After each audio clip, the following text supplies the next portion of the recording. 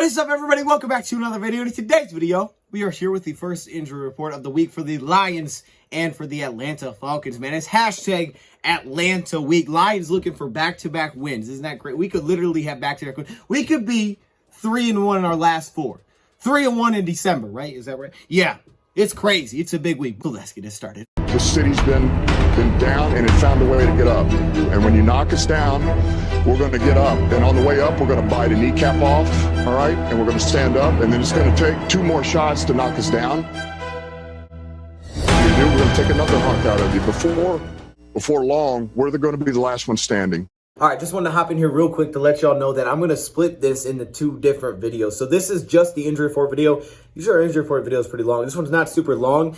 That's because I'm making a second video with segments that I was going to put in this video. So I was actually having some segments that I was going to throw in here from the last week, some film stuff, some statistical talk, but the video would have been super long. So we're going to split into 2. Just let this be simply the injury report. And if there's any kind of weird glitches, that's probably why. And I'll just make that its own separate video. That way this video is not 50 minutes long, okay? So I just want to throw that update in here. Stay tuned for that video. But this is just the injury report. Just flat out, raw injury report. Just so y'all know. Shout, how you doing? You do? Okay. Welcome, everybody, to another video. Glad you guys are here. And it's good to be back for another injury report video, man. And this one, we're adding a little bit more to it, so I'm very excited for this. Now, the injury report has kind of expanded since we started this at the beginning of the season. Now we have the COVID list, IR continues to pile up. There's just different little sections. It's not just simply the participation report anymore. There's a lot to talk about with this. So there's a lot to dive into today. We also have to take a look at the Falcons side as well, as they got a lot going on. And they're coming off a loss to the San Francisco 49ers. Wasn't as close as our loss was to the Niners, but they're 6-8, and, well, they need this one. So let's do this. Let's dive into it. Let's start with the Lions side of the injury report first. But before we get into any of the participation reports, we have to start off with IR updates and the COVID list and things like that. Quickly on IR, now Alex Anzalone has joined this list. TJ Hawkinson was put on it last week, and now Alex Anzalone is on this list. He is down for the rest of the season. So unfortunately, when you look at this list, you see a lot of guys here that at one point were starters. A lot of guys that were at one point starters, or that were going to be starters, or that could have become starters. We take a look at this COVID list, which has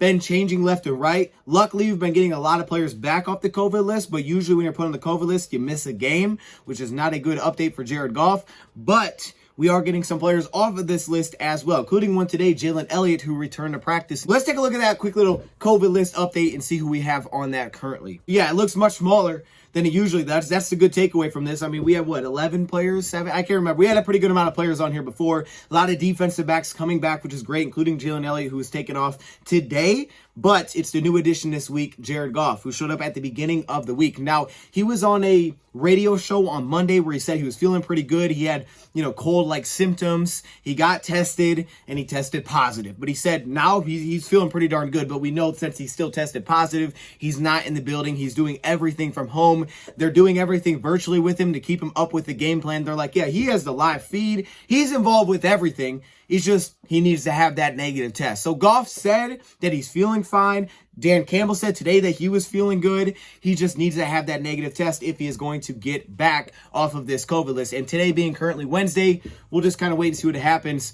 As I said, the bad update with this, that usually when guys are hitting the COVID list, they're at least missing a game, which makes it seem very likely that Goff is probably going to be out this week. He does need that negative test. Probably doesn't need to practice a ton, but they would probably like to have him at some point this week, right? I would think before Saturday, but who knows? Now, if he can't play, of course, it's the other quarterbacks. There's David Blau and there's Tim Boyle, and Dan Campbell didn't say for sure which one it would be if Jared Goff couldn't play. He kind of just said we have both of those guys. Actually, he said their first names and last names and switched them up. He made it very confusing. But he did not say who the guy was going to be. However, he did expand on Tim Boyle, and he said what gets us fired up about Tim Boyle, it's a big difference from when we first had to play him, which was back against the Cleveland Browns. And it wasn't a very good day. Also, the conditions were really rough. Remember, when he came back, it was a week back to practice for him. He was out for a very long time on IR for the Lions. So they didn't have him back very long, and they played him in that game.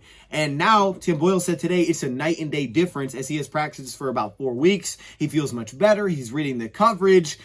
He just feels better throwing the football, much more comfortable. And Dan Campbell said there really shouldn't be limitations if he has to play. I guess that's the positive. I would say the Lions probably go to Tim Boyle if Jared Goff can't play. I would just assume that. We still do have Montez also in the practice squad, but I would just assume they probably would go with Tim Boyle. Continuing down the Detroit Lions COVID list, we also have Matt Nelson, who is a newer addition to this list as well. He played in our last game against the Cardinals, and he helped us in a lot of different areas. Actually, Lions are using more 6 offensive lineman sets. I think they're 4th in the league currently in those sets right now in the NFL is what I've heard. They're doing it a lot. And what Dan Campbell said he likes about Matt Nelson is, of course, he has all that playing experience from when he was starting at that position. But also, Matt Nelson not only can help them in the run game as a 6th offensive lineman, they like being able to do outside runs when he's in there because you can continue to move out of field where you're not moving backwards because, of course, the size advantage that Matt Nelson has to push guys forward. And then he's like, we also can do some play action things. And we saw that when they hit the pass to Khalif Raymond, they had play action with 6 offensive linemen. So there's versatility within that. It's not completely giving it away that it's going to be a run if there's 6 offensive linemen on the field. We'll see if he's able to get back this week. Be interesting if he can't get back this week, what the Lions do there. Do they still continue to run some of these 6 offensive lineman sets? Do they do it with just a different player? Will Holden is back in practice now? Or do they just do it less? Continuing, Corey Ballentine, he's been on here for a little while, the cornerback, and Nickel Roby-Coleman. But again, as Dan Campbell said, for those 2 guys, both of those guys, there's a chance that they could get taken off this week. So we'll just kind of wait and see what happens there. Nickel Roby-Coleman, Corey Ballentine, we could get those guys back soon. But today we put a new addition on there, Chris Williamson. We literally just brought this dude in a week ago. Like a week and a half ago, Chris Williamson joined the Detroit Lions from the Atlanta Falcons, which is kind of interesting. So we got him from Atlanta, and now here hey, maybe we can ask him for a little insight. I know they signed one of our guys to the practice squad, but now he's been placed on the COVID list from the practice squad. So very unfortunate. Hopefully he feels better and, he's able to get back with us. I think we saw him a little bit in our last game, specifically on special teams. I don't think we saw him defensively. We definitely saw him on special teams, I'm pretty sure. The good news is there's a lot of guys that's no longer on this list that used to be here. I mean, there was a lot of guys on our COVID list before. You talk about guys like Iffy, Mark Gilbert, Bobby Price, Tracy Walker, Jamal Williams. Like, there's a lot of players that are no longer on here. Evan Brown, a lot of guys that are back for the Lions, but the big one is the quarterback position. Much shorter COVID list for sure. I mean, guys like Tracy Walker are off the update. Dan Campbell gave us there because he was out last game. He wasn't feeling well still. The update with Tracy Walker, he's feeling good. He's ready to go. He's just fired up to get back. So Tracy Walker is back. Jamal Williams is back. Actually, some exciting news. Let's get to this participation report. We have Jamal Williams and Swift both practicing. I mean, it's been a minute since we've seen that. They're both out here practicing because he's no longer on this COVID list. Now, there are some guys that have been taking off of this injury report, but there is one concerning name that is a new addition that showed up today with no participation. Let's dive into it. First off, Julian Okwara.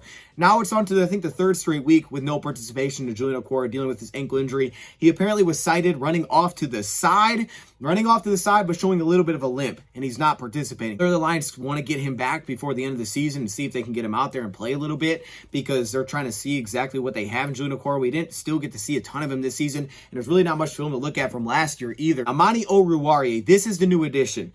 Oh no, this is concerning. I mean, it's simple as it's concerning. No participation today. Now, he played every snap last week against the Arizona Cardinals, but today he did not practice. So I'm hoping it's more of a rest day thing and his thumb, maybe it got jammed and it's like, okay, we're going to rest up. I don't want to just underestimate a thumb injury because I've done that. We had the Taylor Decker with finger and what he do? He missed half of the season. And then you took a look at a guy like Hawkins who said, yeah, my hand is going to be okay. All of a sudden he's placed on IR, he's out for the season. So I'm not underestimating anything that has to do with the hand anymore. Amani with no participation today dealing with the thumb. We won't get into too far of if he can't go. We know if he's back, Mark Gilbert's back, Will Harris played outside cornerback. So we'd have options, but that is just not something you want to hear. Amani's got 6 picks, and I'm trying to see this guy hit 10. Okay, so hopefully he can play. Amani's been playing really well recently. I want to see him continue on the field, so hopefully everything's okay. Tomorrow will be the huge update. I'm just hoping this is a little bit more of a rest thing than something that popped up today and he can't go. Tomorrow will tell a lot. Continuing, Josh Woods. Now, this showed up in our last game against the Cardinals. He didn't finish the game. Continues with no participation. That's kind of been a thing we've seen. If you don't finish, you're usually out for the Wednesday. So tomorrow will tell a lot for Josh Woods as well. Michael Brockers. Did I spell his name? I did. I didn't put an I in there. Okay, I'll fix that. Y'all won't see that. Michael Brockers, limited participation. It's really been like that pretty much all season, but usually he plays on Sunday. So I think we'll be okay there. I'm going to keep my hopes up with Michael Brockers. Jonah Jackson, great news. He returned. He didn't practice all last week. Lions left the door open that he could play, leaving it questionable. But today he returned, dealing with a back injury that showed up last week after not missing any snaps in the Broncos game. But now here he is back in practice with limited participation. Tommy Kramer, I don't think played great in our last game. I'm not going to go on and say that. I didn't think you felt the loss of Jonah Jackson as much as we did when Evan Brown was down, but there was definitely reps in there that Tommy Kramer was like, yeah, he missed a block here or something like that. However, getting Jonah Jackson back would be great. I mean, you want to see everybody on the field, but specifically this offensive line, or we can see this offensive line as fullest, it'll be easier to evaluate what we really need heading into this offseason. So great news here with Jonah Jackson. You could see him standing off to the side in our last game because he didn't practice last week. Khalif Raymond, he's also a new addition. He showed up today with the shoulder injury, limited participation. We'll have to keep an eye on this with Khalif Raymond. A lot of shoulder injuries, it seems like, at this point in the season.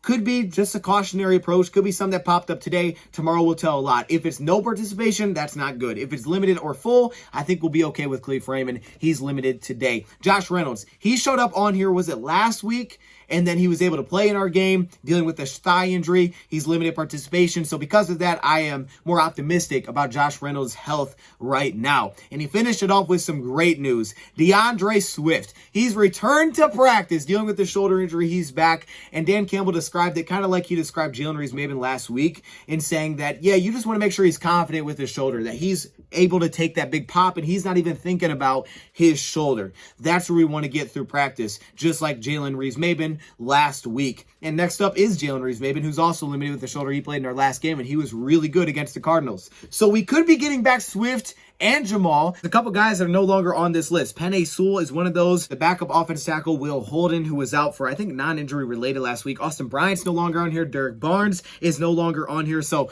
that's all good news. So yes, this is a much shorter list than usual. And we've also got some good news. Aside from Khalif Raymond, that's what I'm keeping an eye on for sure, and Amani Oruwariye. So we'll keep an eye on those two injuries for sure as we go through this week. And another quick little update on IR. Cornell, Jayshon Cornell, he's been on there. He's on day 15 currently of that period of trying to get back to the active roster. So we could see him again this season.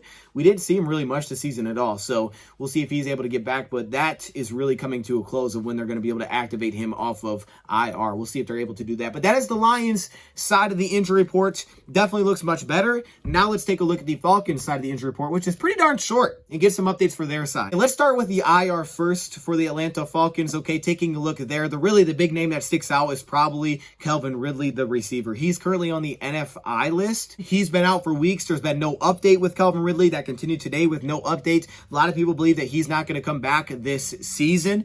So it's just kind of wait and see with Calvin Ridley and just see what happens. A lot of people don't believe he'll be back and playing again this season, though. We know that is their top receiver. In that time, it's been Russell Gage who stepped up to a bigger role. He had a good week last week, and as well as Kyle Pitts. So Kyle Pitts, he's turned it on recently, and Gage has become a much bigger weapon within that offense. So he's, of course, the big name to keep an eye on when you look at the IR, and we'll just see if we get any updates, but it's been weeks since we've got updates with Calvin Ridley. Now on to their injury report today. It's pretty darn small, as you can see. Tajay Sharp, the receiver, he's dealing with a day-to-day foot injury, which popped up in the San Francisco game where he had one reception. On the season, he's got 25 receptions for over 200 yards, but he did not participate today, day-to-day. So we'll see how that plays out, according to head coach Arthur Smith.